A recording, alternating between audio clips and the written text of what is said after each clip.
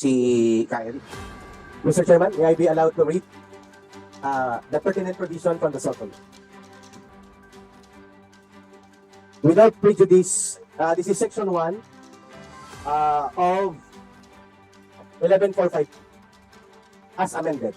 Without prejudice, place inability or ability under the civil and criminal laws, any publisher, owner, or duly recognized or accredited journalist, whether reporter, writer, contributor, opinion writer, editor, columnist, manager of media, or other media practitioner involved in the writing, editing, production, and dissemination of news or mass circulation of any print, broadcast, wire service organization, or electronic mass media, including cable TV, television, and its variants, cannot be compelled to reveal the source of any news item, report, or information appearing or being reported or disseminated through other or the said media which was related in confidence or reported in confidence. Above mentioned media practitioners, unless the court or the House of Representatives or the Senate or any committee of Congress finds that such revelation is demanded by the national security of the state. Start off from where we ended last hearing with regards to the news that Jeffrey Celis mentioned in their program. Mr. Celis, are you with us today? Yes, sir. Yes, thank you. When we ended our hearing last week, the statements I released was that we were treading in very dangerous grounds as the source, the resource person mentioned that his source emanated from the Senate. And I felt that it was important for us to determine who that source was, because it was also determined in the last hearing that the statements issued by Mr. Celis in his program was false. And if indeed it is from the Senate, interparliamentary relations between the House and the Senate are now put in question. Because parang lumalabas, may nag-leak ng hindi makatotohanang balita mula sa Senado patungkol sa House of Representatives. At noong December 3, if I may be allowed, Mr. Chair, Senate President Subiri issued a statement. And if I may be allowed to read, he stated, "I have no knowledge whatsoever of anyone from the Senate leaking information to any reporter on any House matter. Until the concerned resource speaker names a Senate employee, there is no reason to believe that these allegations are anything more than intrigues being sown to create controversy and fake news.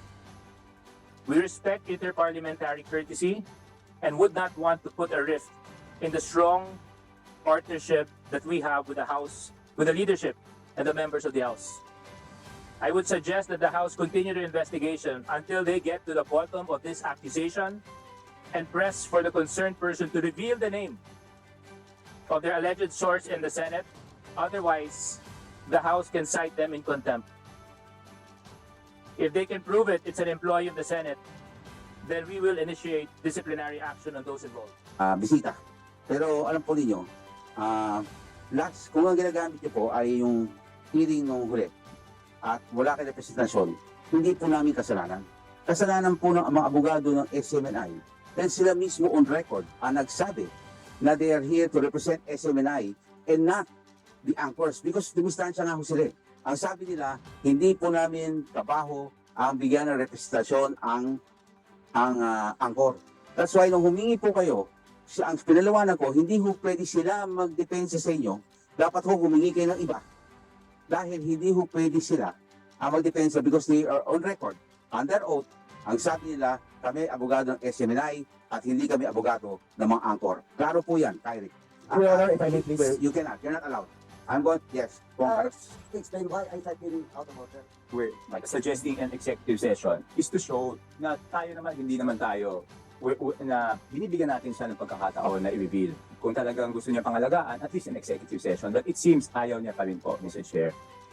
Mr. Chair, it is very clear that Mr. Celis does not want to answer the question to reveal the source, whether in this inquiry or in executive session. So therefore, Mr. Chair, under Section 11, the power to contempt, letter E, grounds for contempt is for a resource person refusal to answer any relevant inquiry.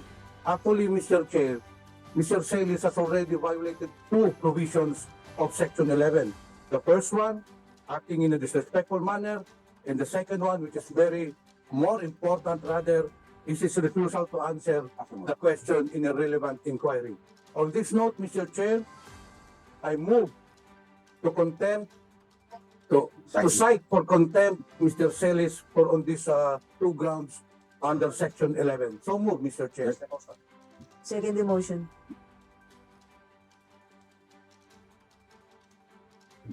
There's a motion, duly seconded. Any objections from any member Mr. Chairman. of this committee? There being no objections, on a unanimous vote, the Eric is cited for Mr. Chairman, may I be recognized? ask the Sergeant of Arms to please Chairman. take on Mr. Chair, Eric. Mr. Chairman, Mr. Chairman. can we request the Sergeant at Arms to practice his responsibility after the hearing? Because there's still other details that. Mr. Chair. Mr. Chair, point of order. The motion was for Mr. Celis to be cited in contempt. And I think there's supposed to be a second motion. Yes. No, the motion should be for him to be detained. Where? Because under our law, the contempt of the committee shall be deemed contempt of the House. The person cited in this section may, upon order of the committee, be detained in such place as the chairperson or acting chairperson may designate. In other words, we have to decide where to detain him and for how long, Mr. Chair. That's supposed to be the second motion. Mr. Chair, I believe with regards to the duration, it will be up to this committee to decide, and of course, to Mr. Celis, kung kailan po niya sasagutin yung tanong natin, and then maybe we could lift the contempt. But as long as hindi pa niya sinasagot yung tanong natin, the contempt will remain. Mr. Chairman, final statement before you po po ikulong. Mr. Chair, I move for Can I have a a... final statement, please? Before po ako magpapakulong, I request the committee. Mr. Chair. Mr. Chair. Mr. Chair. Thank you, Mr. Chair. In an earlier motion, Mr. Chair, we have already approved to cite for contempt Mr. Celis. On this note, Mr. Chair, I move to detain him in the premises of Congress as per our rules on Section 11. So move, Mr. Chair.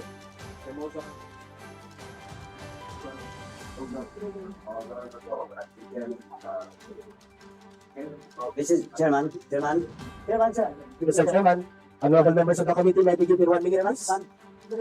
Motion. Oh. Can I have Because that is required. The Honorable Patuano is recognized. Mr. Chairman, ang ano lang, point of inquiry lang, kasi we are not allowed to have a detention for indefinite period of time. So we have to establish how long.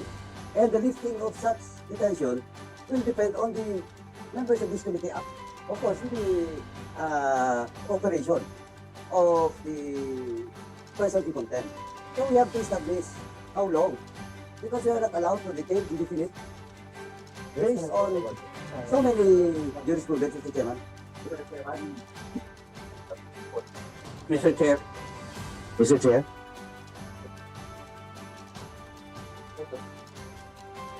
Mr. Chair. Honorable Ako is recognized. Yes, there's a decision by the Supreme Court that we cannot detain a person indefinitely. And therefore, may I move that we come up with a definite period for detention insofar as Mr. Celis is concerned. For violation of paragraph C of section 11 of the rules.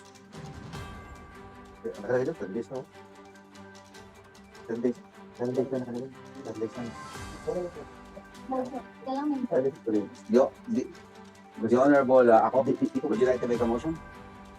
May I move that Mr. Celis be detained for being cited in contempt for violation of Section 11, Paragraph C, refusal to answer any relevant inquiry by the members of this committee for a period of 30 days. Mr. Chairman. Zero President. He will go on break on December 30 unless he finds a motion for reconsideration. We have done this in the different committees already. Mr. Chair, There's a motion. the reason why we cited Mr. Celis for contempt is because he does not want to answer the question. That is precisely why he violated paragraph C. So why will we give him a timeline? Eh kung kahit hindi pala siya sumagot, papalabasin natin si Mr. Celis. The reason why we cited him for contempt, eh gusto nga natin nasagutin niya yung relevant inquiry natin, nasagutin niya kung sino yung source niya. So I believe that we should not give a timeline, Mr. Chair. After the jurisprudence, Mr. Chair, I submit to the wisdom of this committee. Mr. Chairman,